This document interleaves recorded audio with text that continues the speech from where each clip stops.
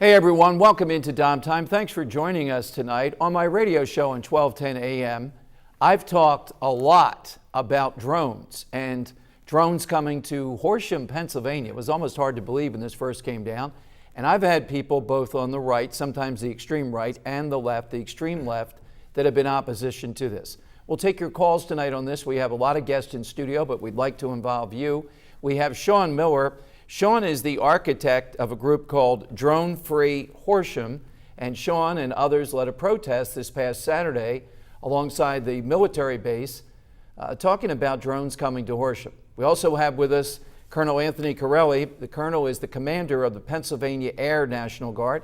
He also joins us in studio. Welcome to both guests. And Colonel, tell me, what's the purpose of drones? Why are we hearing about drones all of a sudden versus the usual pilots and the usual aircraft that we would? And what exactly will they be doing in Horsham? Don, the drones, as they're called in the public, we call them remotely piloted aircraft. Mm-hmm. And the aircraft really is just an additional weapon system that's been fielded by the Air Force. Okay. The Air Force over the past few years has been trying to modernize its fleet, bring in new capabilities. And the advantage is you can hover longer and you don't have to risk military lives with this, right? Sure, there's a lot of advantages to the remotely piloted aircraft. Okay.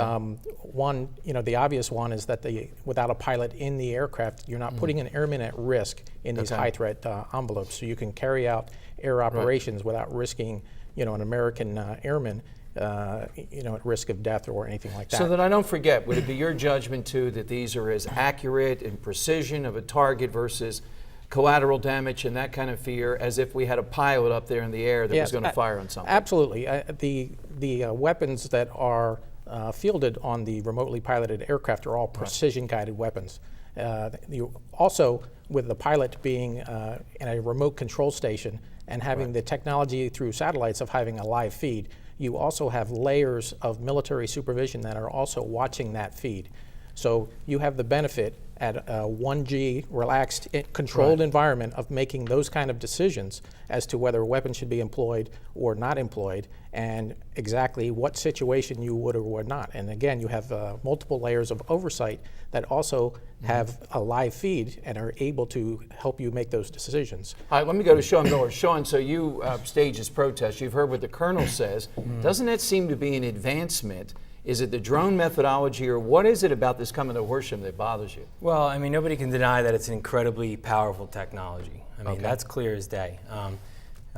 Maybe even that the intentions are pure. However, if it's a laser precise, then we have to have an explanation for 4,700, 5,000 people being killed by these, and only 2% of those are high-level terrorist assets.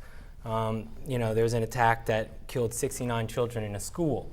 I don't know how many layers of intelligence were involved there, but clearly is that the main objection before we go forward? Is it the collateral damage, or is there something else you don't like about this?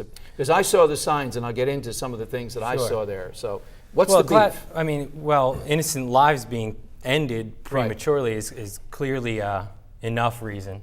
But there are other concerns. We're setting precedents now. We've killed American citizens abroad.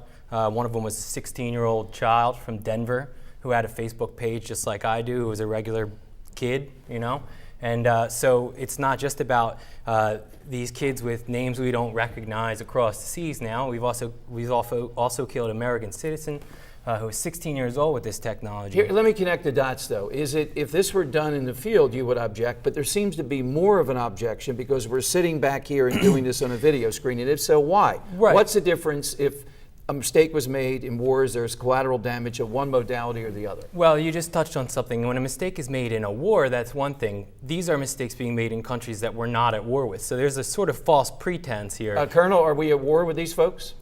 Not the country, but the targets. Right, and war is declared through Congress by the president to do military action. There are declared and undeclared wars, and again, at our operational level, we in the military wearing the uniform, we're here to be a furtherance of our government's instruments of power.